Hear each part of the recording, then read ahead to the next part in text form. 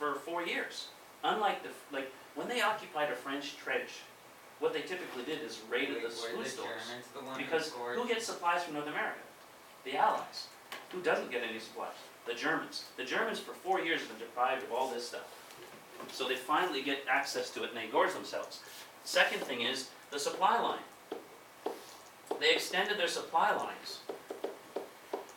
Another, best troops. What happens to their best troops? They died in the battle. You always lead with your best troops. Your best troops occupy the trench. Follow me, guys. Get the troops, and then. But you said that the reason they microfilled was because of they didn't attack Canadians. Well, and of course, there's still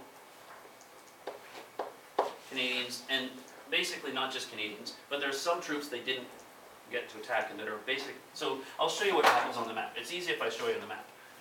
So here we go. There's the Hindenburg Line. This is Michael. Okay. Orange? The orange. Michael goes beyond the Hindenburg Line and captures lands in France again. This one sort of peters out. They're partying. They can't keep fighting. They can't keep moving forward. Supply line issues. People are partying, and the lines begin to stiffen again. Back to trench warfare. The Germans can't afford trench warfare anymore. They need to knock the French out of the war now. So they try another one. It's like a little little Michael, if you will, up here. But who's here? Canadians. Okay. So this is what happens. So who is green? 100 days. The Allies. It starts here. Nice. And ends there. You're welcome. So once the line has been broken, how do you reestablish defensive lines? The Germans have lost their best men. The Germans this was their last chance. And now the Americans are attacking. So what they do is the Americans attack an offensive. Now the Germans bring their troops and they hold it. Then the English attack. Oh, darn it! And bring these troops over here and hold them. And then here come the French again. And then the Americans. Oh my gosh! And retreat. Austrians are out of the war. Ottomans are out of the war. Germany has we no can't win. right? So they go to the Kaiser and say, we're going to lose this war. Get out of town so we can sue for peace. So he said, okay. And he goes to Denmark. Wait. He goes to Denmark and surrenders, and Germany surrenders. So on the 11th hour of the 11th day of the 11th month, Germany surrenders. Why is surrendered on a specific date? Because you have to identify a specific time. And the last guy to die is actually Canadian. I forget his name, but he's shot by a sniper. At 10:58. I remember that. Who did they surrender to? Yes. So the Germans surrender to the Allies in a train, on a train. And they sign the peace document. Now who's signing the peace document? Is it the army? It's the government. No, it's the new government. It's an elected government. How does Germany feel about this elected government? Not good. Good. Really? Good. Well, think about it from their point of view. How long have you been fighting? 4 years. What'd you get out of it? Nothing. In fact, the Treaty of Versailles does the first thing they do is they blame Germany for everything that happened. That's the first thing it says. Your fault. Every gun, every death, it's your fault. And so you are to blame. What was it The called? Treaty of Versailles. Wasn't there another one like after Napoleon? They just reused. Which Napoleon though? Napoleon's long. It's a railway Yeah, carriage at Versailles. Compiègne. Should I show you what it is? That one. You have to pass on Really sweet. And then there's one. And they sign the peace deal. Tina. Okay. So now back to the. Oh, we'll talk about Canada in a second. Wait, who were the Allies? Allies. They call it. So we Everyone call it except the Allies. It's a very biased point of view, obviously. There's allies on both except sides. for Germany, But- Austria, Hungary, and the Ottomans. Yeah, Japan, China, England, Australia, India, all those countries of England, Canada. Canada, USA, France, and its allies and empire against Austria-Hungary, Turkey, and Germany. And Bulgaria now joins the allies as well. So they And Italy switched from Germany to the other side, and they declare war on Austria.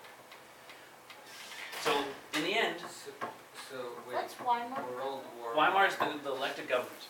Okay, they're blamed for signing the peace treaty that blames Germany for the war. Wait. Why is it called World War I and not Europe and Because- America War I? because Well, they it is the brought- entire world. Remember I told you Indian troops, Japan, China. What India about was South the entire America? world. Yes. The entire world is at war. Mr. Like, very few countries were not part of this battle. Okay. Mr. Except Redmond? for all of South America. Yeah. Well, No, South South America America is also one country. fought. You said Yes. I was gonna ask, what Venezuela about is in actually South part of it. America? Like what? South America, okay, first of all, South America is very much on the American side, because it's basically considered America's backyard. That's why it's called South America. It's like Very America, smart. but I say that America be renamed South Canada, and then Yes. Yeah, that South would be America amazing. becomes South Canada. Well, did you know that South Detroit is actually part of Are you Canada? implying that America's the We right should to know- Oh, there he is. Canada? We should Yeah, know that's Texas it. City George is the- Price. Well, we'll disagree, Who agree, is- actually. Hey? He's the product of the rest of We the should destroy Texas. Ontario is the right. Anyway, guys, let's move on. We gotta move fast, because I'm gonna show Canada's effect on Canada. So, the German people rioted, the Kaiser leaves, and the government surrenders and signs the Treaty of Versailles. The last soldier to die was a Canadian private, George Price. Wouldn't that just suck? Yeah. 10:58, and then the guy puts his rifle down and says, bye. Ugh. Anyway, So basically, Yeah. the reason why we won against the Allies won against Germany was because Canada spearheaded the effort against Germany. no, don't do that. But because you're talking, think of the whole strategy of the war. So Canada's definitely makes an impact, okay? It's very clear that Canada has plays an important role. If we weren't there, the Allies would have lost. If England wasn't there, the Allies would have lost. If America wasn't there, the Yes. Allies would have lost. True. So, We but, were a but very a important very part, but important it's piece not only because of what happened. Or like, So we were in there throughout the war. The Canadian Army itself does work, but I'm not just talking about that too, because who was doing the supply? US and America. Canada. Canada and USA. So this is at sea, okay, is what I'm going to talk about. They built a cruiser and 2 destroyers during the war. What is like when you say this is what you're being But- talked about? Is it like as a general sort of title? It's just Yeah, they call it Canada. How did Canada fight the war? Remember the if you're in a trench, what's the only direction you can see anything? forward. Forward. No, Sideways. neither. Up Oh, and- sideways. Yeah, sideways. you You see can look along the sideways, trench. but the trenches are not straight Right. sideways. They have them curved, so you can't look. You can't look here. You can't look here. You can't. The only way is up. And what do you see when you're looking up? The Planes? sky. Planes. And Now, when you actually knew the you got to know plane numbers and who's the pilot, and you'd be told the stories of this guy and that guy. So when you're talking about like the heroes of World War I, you'll know. Has anybody heard the name Red Baron before? Yes. Snoopy. Snoopy. Snoopy and the Red Baron. Red Baron his name is German pilot Baron von Richthofen, and he shot down over 75 planes. Yep.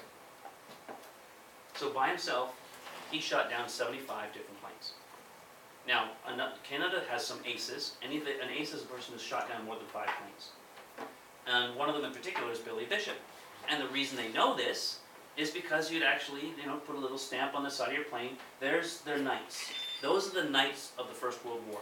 And if they win, what they really are winning is they've got strategic advantage over the enemy. You can see the enemy lines. You can strafe the enemy. You can bomb the enemy from a plane. You can find out when those photographs you saw, Passchendaele before and after, planes. So winning the war in the air is really important. And Canadians were an important part of that effort. For example, Billy Bishop, 72 kills. A Canadian shot down the Red Baron, not Snoopy, but a guy named Arthur Roy Brown. At least he contributed to it. Some say that he was hit by anti-aircraft fire afterwards as well. So this guy engages him, Arthur Ray Brown engages him, injures him, physically injures him. He's not down yet. Anti-aircraft fire finishes the job. So they both get credit. So Baron von Richthofen is dead because of a Canadian. Now why is that important? Well, imagine if your best knight goes down, how would that feel? So your best knight is down, you're going to lose the war, hurt your morale. What's kind of sad is that he was 25 when he died. Puts things in perspective. So Canada's contribution in the air, 23,000 Canadians served in the British Air Force. 1,500 died. Just shows you. Canada's efforts in this war are huge. Remember Canada's population? Okay, now I'm going to talk about a little bit of what happened in Canada, and this is the in Canada part. So Canada's contribution, we fought in the air, we fought in the water, we fought on land. We were a major part of the World War I. We definitely punched what's called above our weight. 600,000 people, men, all young men, in the war. That's out of a population of 8 million, that's a large number. In terms of percentages, it's the highest percentage of the war. No other country had as many men in war, percentage-wise. We lost 66,000, I think. That's dead, not casualties. 66,000 dead. Yes? So wait, pretty much World War I, to sum up, was just like this pointless, 2 minutes to Not wait. necessarily bloody, dirty war that was just over small amount As I of said, power and land. As Isn't I that said, every single war or ever? not every single war, but in this particular case, this was a war began by kings, of which no king survived in power after. So they ruled societies that were much more complex than their capabilities, and their systems of government failed. So in Canada, we have in 1917, as a result, a direct result of what battle? What happened in 1916, 1917? You tell me. 16, it was Mimi. Verdun and then Somme. And Vimy and Passchendaele. Yeah. Okay, he goes to the hospitals, Who is this? Who? Borden. He visits the hospitals, and he sees that the men on the front line need more men. Now, what happens if he says, okay, we got to do the draft? Up to this point, you know, who's going to volunteer after the Somme? So it was volunteer up until, Up until 1917. But who's going to volunteer after the Somme? Press suicidal people. Okay, suicide people, which there aren't many. So now, he's got to put the draft in there. Because if you don't put the draft in there, what might happen? You don't get any. You don't get any men, and thus, you lose. So he has very little choice. Now, who's against the war, particularly? Quebecois. is drafting the same as Mormons? conscription? Draft is the same as conscription, yes. Miners in British Columbia, farmers in the prairies. What was it? Okay? These guys are against it. Why? Like, Mormons were brought here from Russia with a Also, specific aren't Mormons promise pacifists? never to fight. Yes, so they're the pacifists. Dukabers. Doukhobors, yes. Mormons are Dukabers. And these Quebecois, why would they want to fight for the British? They don't. They don't. And farmers in the prairies and miners in BC, why are they against it? Because Takes all their resources. They can't- Send it all to the war.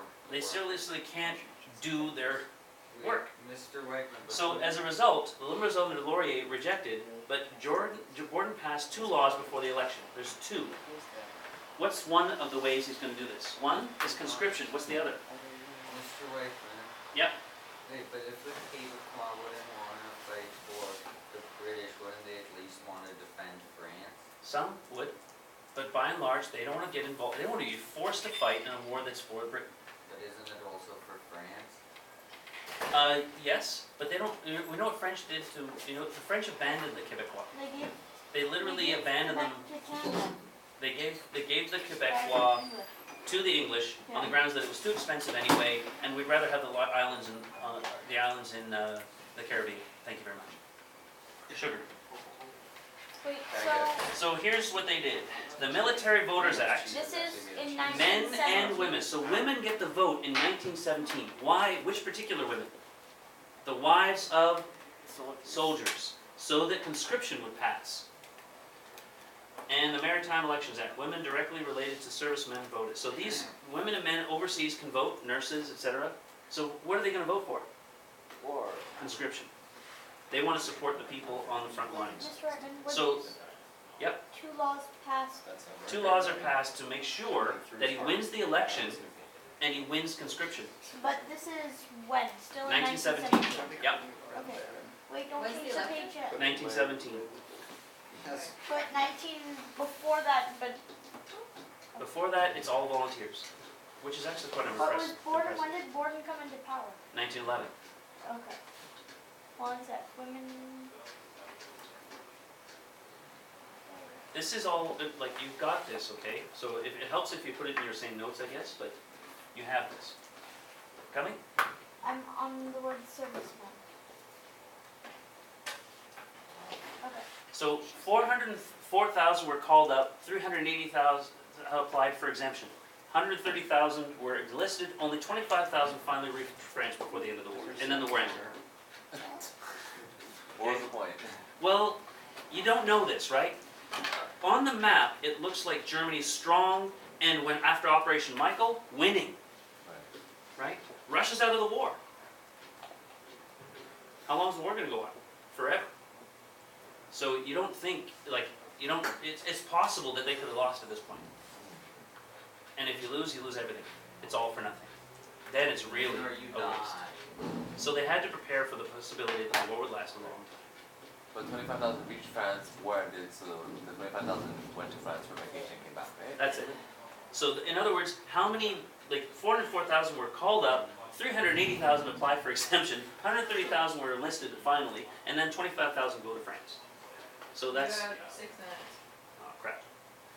Now 1917, finally the war comes home. It's the biggest explosion in history until the explosion of nuclear warheads. So 2,500 tons of dynamite exploded in Halifax Harbor after a collision with 2 ships. 3,000 people were killed, 10,000 injured, and Canada got a taste of the destructive power of modern warfare. So it basically blows up Halifax. Can I, Where is it from? sorry? Mont Blanc. Where is it from? In December, the Mont Blanc. Another ship hits the Mont Blanc, it's a supply ship, Okay. and it blows up, and it's the biggest non-nuclear explosion in history. This is an example. This is what happened to Halifax. It was hit by another ship, right? Okay, yep. So it goes boom, and then everything just gets flattened. So 3,000, now women and children in the war. 2,400 women worked as nurses, 30,000 women worked in factories, $90 million collected in donations of money and materials, often from wives and mothers and children at home across Canada. 12,000 schoolboys were shipped to farms on prairies to work. Remember, total war in Canada. So they have to do work necessary. Don't have to write all these words down. So non-traditional versus traditional. Okay? There's a motorcycle girl, etc. So in the 20s and 30s, there's going to be a big effect. Women Because have proven they've had that a taste of- they've proven that they can do this work. As a result, they want this life. What's a They don't Hun? get the work, but they get the life. What's a Hun? The Hun is a German. Yeah. So this is a song.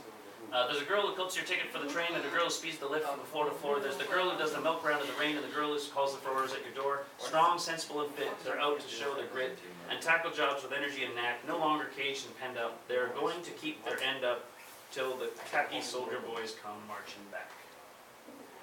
And it continues. Votes for women. So the women, it's brought by war.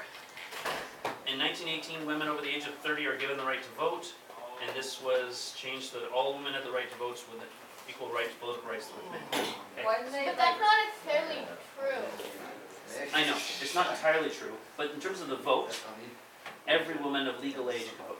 why did they? After the war. Like even women of color though?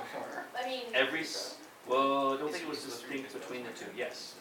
Yes. I think they forgot to make that distinction, to be honest. And the only areas where they would make it would be Nova Scotia. But First Nations couldn't vote. so then technically not all women are. Right. Well, First Nations vote till 60. First Nations were viewed as people though. Men, but that's not true, it's men and women both can vote. So it's not gender related. No, but Yeah, but still. still. Okay? The thing is, So, Sarah, the is percentage of women working was slightly less than it was in 1911. Get it? So what happened to all those jobs they had? All went back to the men? Yes. Okay. They remained in the traditional women's fields of cosmetics, domestic textiles, or clothing manufacture, and in the 1920s and 30s, women still earned only half the wages of men. But you said in 1918, women over the age of But 30. culturally speaking, things had changed. So we'll talk about that when we finish. So here we go. Exports, huge exports lift. I don't know if I'm gonna run out of time. So I'll finish the changes in Canada next block. When are your competitions? There's gonna be another work December block. 18th. Sorry? December Next Tuesday. Next Tuesday. Yes. Wait, what? So on Thursday of next week, Yeah. I'm going to say it's a work block for your projects. We're doing Thursday next next class, week? finishing this. Finishing this and the other. Wait. Don't we have a test though? Then After. We Under the postponed project the test. Oh. Right. Test is now, The test was, well, didn't we talk about that? We said we were No, going to. last project. Oh yeah, last test we talked, but we didn't finalize Mr. it. Whiteman So planted the we'll make a project. realistic Okay. adjustment, okay? That's no When's problem. Mr. Whiteman I wanted thought the it project to do. next Tuesday. Next supposed to Tuesday. be next Wednesday, is that still true? The 13th? I don't think that's right. You Would- said wouldn't work. that Wednesday, No. you said Tuesday, the 10th, the project is due. And then you said Wednesday, the 4th is our test. So that's Yeah. canceled, both? Well, Wednesday, we have to make an adjustment, proper adjustment. So when, sorry, right? I have Monday the 2nd as a World War I review, Wednesday the 4th as a test, and Tuesday the 13th as one of the But Monday we'll be reviewing it. Tuesday's So not the do you want to do that, or do you want to still, do you think a test is realistic on the Wednesday? No, it's not. No. You missed. So we don't have to go on Friday, or what happens? Tomorrow? No, next week. Next week? Next week we have class on Monday, Wednesday, and Friday. Okay, we do. So can we postpone the test to Friday? Yeah. Sure. Yes? And then your projects are due on You said Tuesday. Tuesday after that, right? Okay. So then let's put it down in writing. Monday is finish the lectures. Wednesday is a work block. Is it what? Friday is and slash review if you want. Friday is test.